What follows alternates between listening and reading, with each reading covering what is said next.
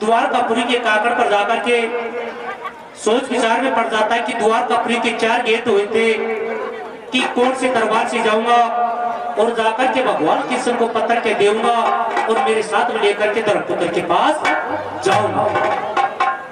खड़ा होकर के अर्जुन मंत्री को कहता है कि टाइम समय से मंत्री अर्धर ओगाड़ी ध्यान और मौनी यह बता कर वस देवा को बेटो लाड़ दो भगवान कृष्ण जी भगवान बोले तू कौन सा भगवान से मिल वालो यह बता। उसी समय मंत्री जाने के लिए इनकार करता है।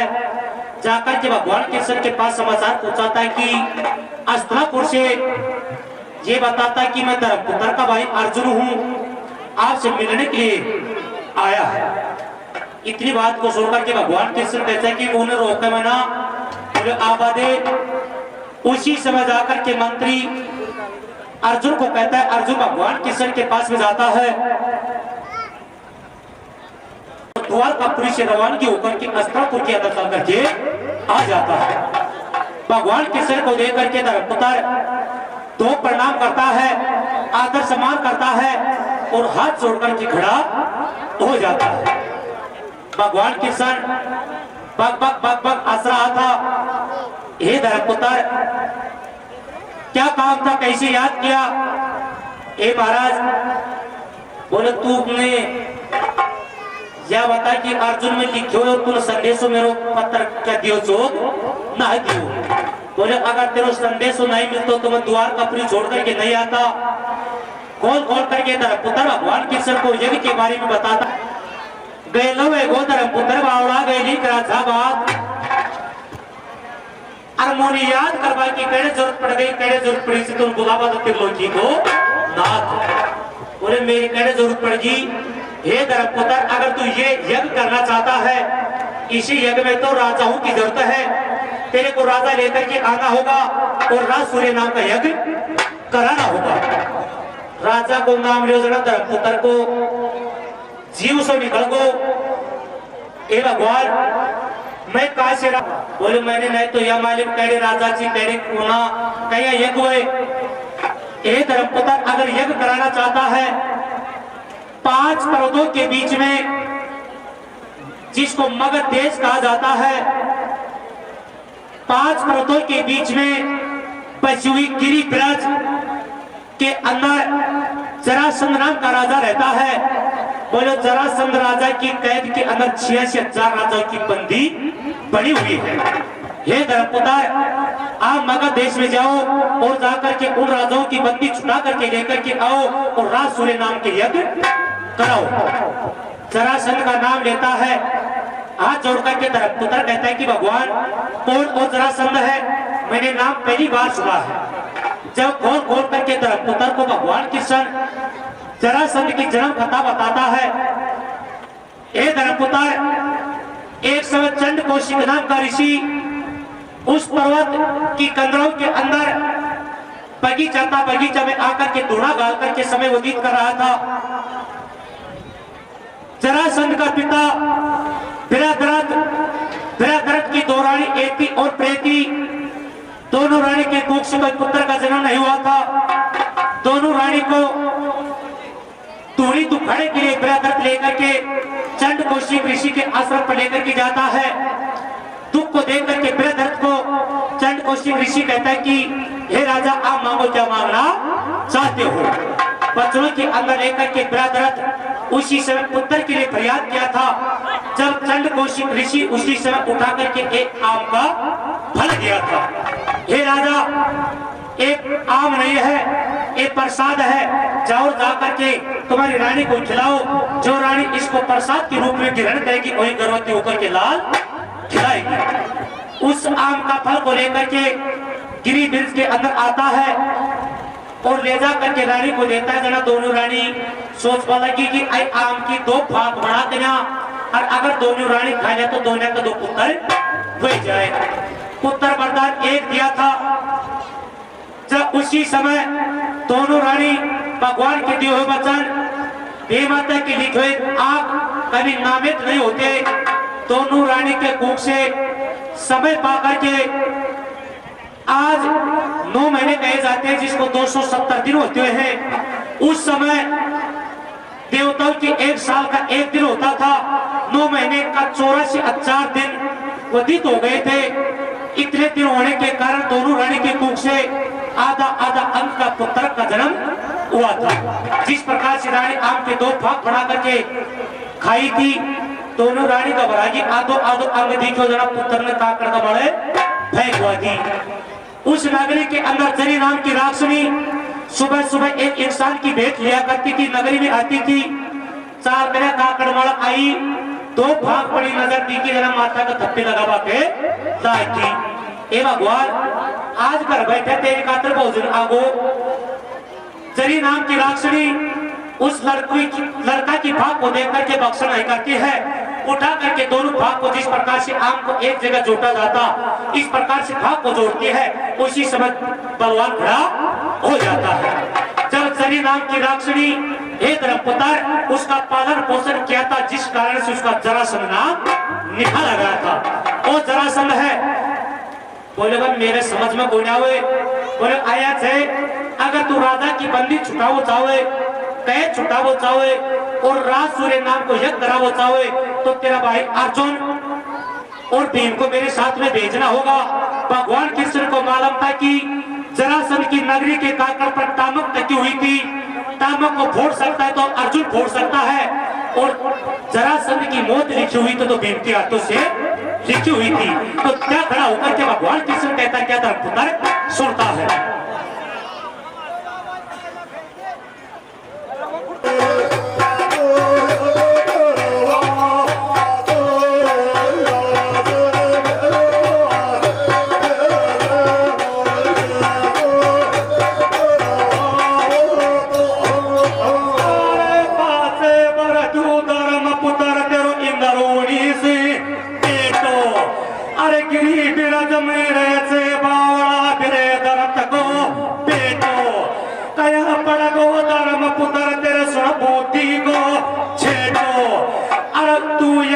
जरासंध की राजा की कैद से राजा देख बुलावा तो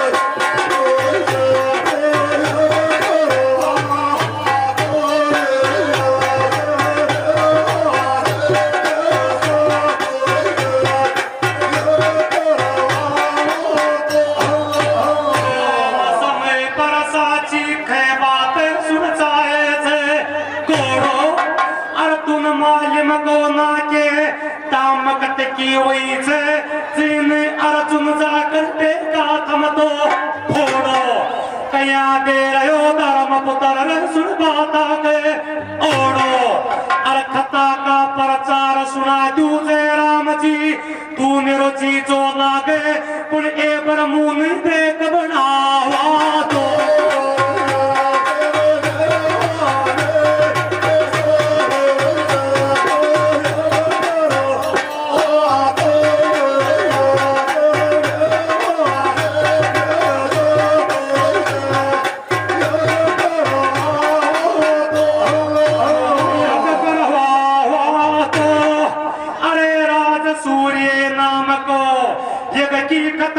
लगी ध्यान लगा हुआ तो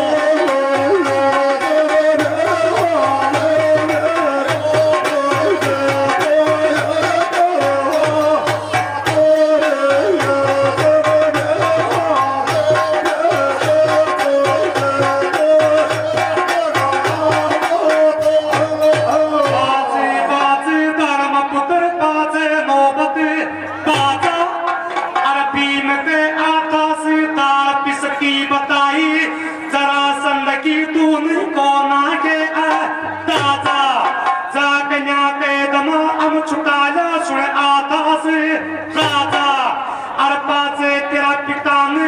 सुरग को बास दुआ हुआ तो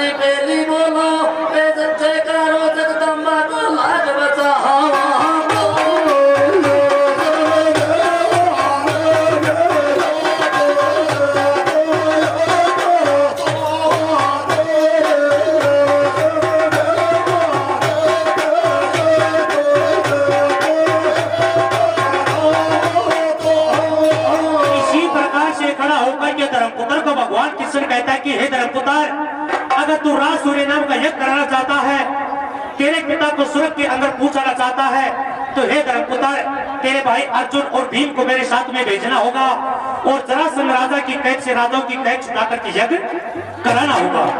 इतनी बात को सुन करके धर्मपुत्र कहता है कि महाराज, अगर अर्जुन और भीम को लेकर के तू चला जाएगा, मेरे पास में क्या बचेगा? बोले भाई सोनी स्वाद है कि होगा तो आवे कोई ना। इतनी बात को सुन करके धर्मपुत्र दोनों भाइयों को ऑर्डर देता है और उसी समय तैयार होकर के भगवान कृष्ण के साथ रवानगी हो जाते हैं। जब अस्तापुर के काकर पर जाते हैं, खड़ा होकर के अर्जुन भीम भगवान कृष्ण को कहता है कि ए महाराज, अगर इस हालत के अंदर उस नगरी के अंदर चल करके जाऊंगा तो अवश्य पहचान जाएगा कि तुम्हारी छाती पर भीम आ चुका है। क्यों? भीम की अलग पहचान थी।